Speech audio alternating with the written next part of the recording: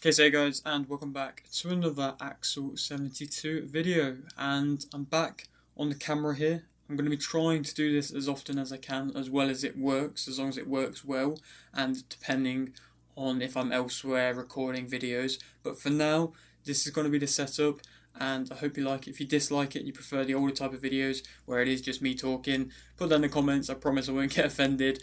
But this is my prediction for the Melvin Jerusalem versus Siyakholwa Kuse rematch. And so if you are new around here and you haven't yet subscribed, please do so. Like the video if you do indeed like the video, and feel free to join the Patreon as well. You can request any kind of combat sporting related content, and I will try my best to get it out there for you guys. I appreciate all the support in which I've had with it so far, and of course the link will be in the description. Let's get straight into this one though, and this is a little bit of an unexpected rematch for me, at least. I mean, these two fought back in October in a fight which I did think would be more of a one-sided fight in Melvin Jerusalem's favour, but instead it did seem like it was quite a competitive fight. I mean, I've watched the whole fight. It was a competitive fight, and now, of course, we've seen that they're making the rematch. I respect that Jerusalem has taken this rematch, but also I am a little bit not annoyed, but sad to see that the Collazo fight hasn't happened instead. The rematch with Collazo. Obviously, I understand that Kuse had a real close fight and it was a competitive fight, but I did still have Jerusalem winning. It wasn't one of the fights where you look at it and go, the other guy clearly should have won, they have to do it again type of fights. It wasn't really like that. So to see that we are doing it again, and to also see that Jerusalem has tried to take away the whole kind of possible problematic scoring by fighting in Kuse's home country of South Africa is pretty crazy, to be fair. It's not, of course, going to be as big of a fight as what Jerusalem and Collazo would be, and it is a risky one for Jerusalem. Of course, he could lose this one, and then he loses that big opportunity. But for Kuz, I'm sure he's laughing with this opportunity because it is a really big one, and of course he has the chance to cause the upset, and he's now learned that he can damage and he can build a little bit of momentum and can win a couple rounds against somebody like a Melvin Jerusalem. I mean, there was times in the fight where he really was having good moments. The early few rounds were kind of back and forth to an extent, but throughout the fight it did seem to kind of go a bit more in Kuza's favour, around kind of 7 to I think 10 or 9, or at least maybe 6 to 9. But then at the 11th and 12th, it did seem to go back in more Jerusalem's favour in that way. So it did kind of go between the two a bit. And I mean, everybody kind of saw that Jerusalem should have got a knockdown in, I think it was round 3. It's a shame that that didn't get called in Jerusalem's favour, but either way, he still won. So if he is winning without getting given a knockdown when he should have had a knockdown, it's not really the best of looks going into a rematch. With the knockdown, it was a bit of a slip, but Kuz was slipping throughout a lot of the fight. But Jerusalem did time a punch to then cause the slip, which is a flash knockdown, to kind of give a bit more of a bigger example of that to an extent. When Jake Paul knocked down Tommy Fury, that was Tommy Fury slipping a bit, but he still got caused to have that slip from the punch in which Jake Paul threw. That's a bit more of a bigger example of what happened. But Kuz actually was slipping quite a lot, so you would imagine and you'd like to hope that the advertising on the mat is a bit better. I never really liked the big advertising. You see it in some of the big shows. They can often cause slipping and things like that, and you can get the liquid kind of built up in it from sweat and things like that over time, and it's not always the best. But I would say that Kuz did definitely show that he has world level ability. He was really out there to disrupt Jerusalem, and at times he was outworking him and he was landing some of the better shots definitely at times. Early on in the fight he was countering quite well, and then throughout he did seem to become more confident and did start to then, like I say, throw a bit more and was having success. And I think with the exciting kind of African fans in which you often see at events, it's the same as kind of the English fans. They're often very exciting, and the Mexican fans as well. They really love the boxing. I'm sure that Kuse will be fueled on by them, and I mean, I'm not sure if Jerusalem was being tactical and kind of changing things up with Kuse a bit to lose a few rounds, or if he was overlooking Kuse, which he easily could have been, coming off what was the best win of his career against Shigeoka. Obviously a sad win, but the best win of his career. So he could have been overlooking Kuse, but of course, like I mentioned, it was a sad win against Shigeoka. So it maybe could have done some damage mentally to Jerusalem, because maybe he's now less willing to go and try and really damage opponents through the risk of actually causing severe damage and not being able to take that back and really affecting somebody's life, like Jerusalem did unfortunately do to Jinjaro Shigeoka. So that could easily have played a factor. I was always interested seeing in that first fight against Kuse how he would be able to show that he could move on, and it wasn't one of his best performances. He did look like he wasn't throwing as much, and again, that all could be because of the, like I say, the mental demons in which he might have, because he might not want to hurt Kuse quite as much, which is again a little bit of an interesting possibility there. And I mean, obviously the IBA was part of the first fight, as well as Manny Pacquiao Promotions, which could again be another reason as to why we're seeing the rematch. Obviously every world title fight I am always going to be campaigning to see at the biggest stages, on big telly, on the Zone, on Sky, on any kind of broadcaster. So it's nice to see that this was put on by decently sized promoters. But if it wasn't, like some of these minimum weight title fights, which are mandatory defenses are a lot of the time, then it wouldn't have surprised me if Jerusalem would have actually just brushed past and not gone for the rematch. So maybe because it was brought to the eyes a bit more, maybe Manny Pacquiao Promotions might have wanted to make that rematch. Again, I'm not too sure, but maybe I'm just talking a bit of crap there. But still, maybe that's why.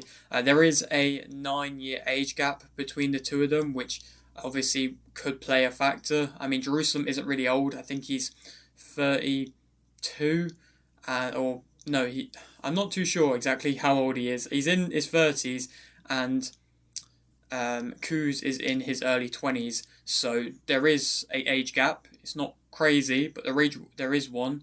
And obviously, in the past, Filipino fighters who have come over to South Africa to fight for world titles, not even that long ago in the past, haven't necessarily been able to go out and get good results. I mean, Casemiro lost in his, and Sugar Knob lost in his as well. So is Jerusalem going to have that happen? I'm not too sure. It could, but he's going to be trying to right that wrong and change things for the Filipino lower weight division fighters. To speak about both fighters skill-wise individually though, we'll start off with Melvin Jerusalem. I'm going to be mainly going off the first fight between the two of these, because we have seen them fight once now, and again, post that Shigeoka fight, I think there could be some mental differences for Jerusalem in any fight in which he's in now. So I think this could be a new style in which we're seeing from Jerusalem. It is similar to what we already knew, but again, might be throwing a bit less.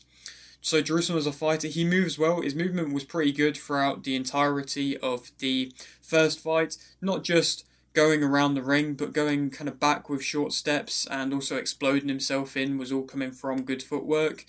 He's got good short punches in the pocket. His body work is good, and the speed in which he can spray combinations is normally very good. Obviously, he did well doing that against Shigeoka. He didn't do that as much against Kuse. I felt like he could have done that more. Again, the bodywork, there was times in which he used it and times in which you could see them spraying combinations that bit more, but like I say, I would have liked to see that more. He, like I say, can explode in, meaning that he kind of is a threat however far he is away, and he definitely was that for Kuse. There was definitely times in which he was quite far away, and he was able to just kind of fling himself in, and then he was able to land a shot. Again, it was kind of often a single shot that he was doing that, but it means even though he was quite significantly far away, he was still able to fling himself in and still able to damage Kuse to an extent whilst Kuse couldn't reach him, which again was something good there. He catches his hooks, kind of catching you around your own guard, which is often because he has a wide hook, which a lot of fighters who have wide hooks often are able to do. After he was throwing them kind of exploding punches, he quite often was able to duck his way out and avoid getting caught on the way out, which was good. And the way he was able to keep his balance doing that was nice as well. It is quite difficult ducking out and trying to keep your balance at the same time. I would recommend trying it, just kind of launching yourself in, then ducking your way out, all in kind of one motion. It's difficult to keep your balance doing that, but again, Jerusalem does that well, and he does last the full distance of the fight, and he actually did seem like he had a bit of a punch threat on Kuse. He never really had him really hurt, but he did have him a bit wobbled to an extent in the latter part of the fight, and so again, he did show that he lasted the full distance well. Obviously, Kuse hasn't gone that full distance all too many times. Well, I think he only has once. Oh, actually, to be fair, his title eliminator might have been a 10-rounder, actually, so I don't know if he actually has before the first fight. Negatives about Jerusalem, I think he struggles to find his range early. I think both did, to be fair. He squares up quite a lot with his stance. He explodes himself in, and he is squared up a lot. He can not land or throw even that much at a mid-range. That was often the case with the first fight, where anytime it was at mid-range he wasn't really doing all too much, and it did start to become a bit more predictable when he did start to do something. He's reckless coming in, putting himself in bad spots often. Again, he can get himself out of them bad spots all right, but there was times in which Kuse was definitely countering him coming in, and it did look more of a damaging punch because he was just putting himself in a bad spot, Jerusalem. He leaves his chin open coming in, so does Kuse as well, to be fair. He throws from wide. He can be definitely overcommitting to punches, which look like they would have a real kind of good power to them, but I just don't feel like there is that much power behind them. I think he struggles to fight you off of him, and there was times between that 6th to kind of 10th round where he was spending a lot of time on the back foot, and he was moving alright, but he really wasn't throwing all that much, and he wasn't able to get Kuse off of him at all, and that was allowing Kuse to gain that confidence and to come in with a straighter left hand, which will look like the more powerful shot out of what both of them were throwing. And again, like I say, Jerusalem wasn't really halting him all too much on the back foot. Kuse, as a fighter, he did seem comfortable to lead earlier on in the fight, which was interesting and actually good for him. And if he can do that, and if he has that confidence to just lead the fight early, then he definitely should. He's got good counters, and again, that was shown against Jerusalem, and if he can land them, go for it. He can work off the back foot better, I would say, than that of Jerusalem. His range with his combinations is good. He does use that full range with his combinations, and he can also regain ground that he might lose on the back foot with the rangier combinations. So with Jerusalem kind of coming forwards, then backing up, if Jerusalem's on the front foot, if Kuse kind of come forwards with the rangier combinations, he's using a lot of distance there, and Jerusalem was allowing him to do that and then backing up, and again that was allowing Kuse to then regain control, and that reach and that range was all because of that. He does have the confidence to let his hands go. He does seem to carry a bit of a snap. Like I say, that straight left punch in which he did start to throw later on into the fight did seem to start having success, but at the same time the counters in which again he was throwing did look good as well. His hooks are quite swiping punches, and he does twist himself into them quite well, and actually better than that of Jerusalem. There was times in which they were going back and forth with hooks. Jerusalem, when he threw them quicker, going in his favour, them exchanges, but there was times in which he wasn't, and the way that Kuse twisted himself into them punches did look better and did actually land a bit cleaner. Negatives about him, I think he doesn't find the range the best himself. His head movement is as good as that of Jerusalem's. I don't think handles being under pressure by combinations as well. He could land a single shot if you come in with just single shots, but I just don't think in general he handles being under pressure continuously, even though I do think he still works better off the back foot than that of Jerusalem. I don't think he makes his jab have that much of an effect. His straight left is good, and I like that he uses that range, but to be fair, Jerusalem doesn't really use any kind of range at all, really, with his jab or anything. He has his chin in the air when throwing. I think he throws his left hand often quite from a low position as well, which can allow Jerusalem to land his punches first. There is gaps when he is throwing, and he can get outdone in hooking exchanges from him just being out punched through speed, and he often can lunge in quite a lot as well, and that was something in which was very evident in the first fight. So who do I think is going to win this one? I think that Melvin Jerusalem's going to win via a unanimous decision. Obviously, I would love to see a big win for Kuse. I'm sure it would mean so much for him if he was able to go out there and get the win in his home country.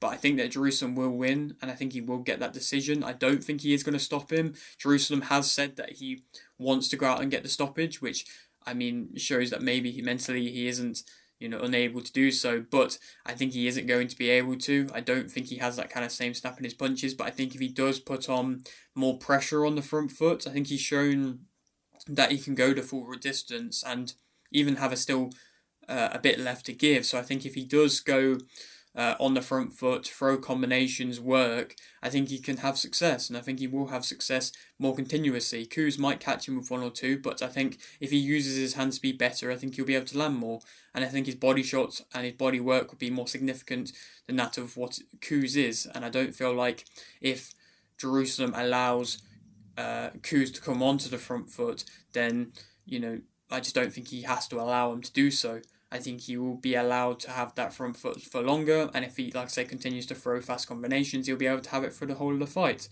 and so I think he will be able to win a unanimous decision. And then we can go on to fight next. really, I only care about him fighting Collazo or Taduran. He could fight another one of his contenders with the WBC, but I only, like I say, really care about Collazo or Taduran. Taduran would be a real good Filipino fights, but again, I don't know if that would happen. Hopefully it would. But the Collazo fight was, again, something in which I was really thought was going to happen this summer, but now I don't know if it's actually going to happen at all. So hopefully it could happen. It seemed like the Golden Boy team were kind of preparing for it, but again, I really don't know. Hopefully, I've been calling for it for ages now, so again, hopefully it will happen. But again, I would prefer to see Jerusalem fight Taduran, then fight Collazo, to then go and have like an undisputed champion. But it seems like Jerusalem actually wants to prefer to go down the Collazo route in case he loses, I suppose, to Taduran and loses that big money fight in the rematch against Collazo, which makes sense. But hopefully at least one of them happens. But yeah, that is it for today's video. Again, I hope you liked the face cam. Again, if you didn't like it, let me know in the comments. But yeah, that is it for today's video. Hope you did enjoy. Like the video if you did indeed like the video. Subscribe if you're new. And thanks for watching.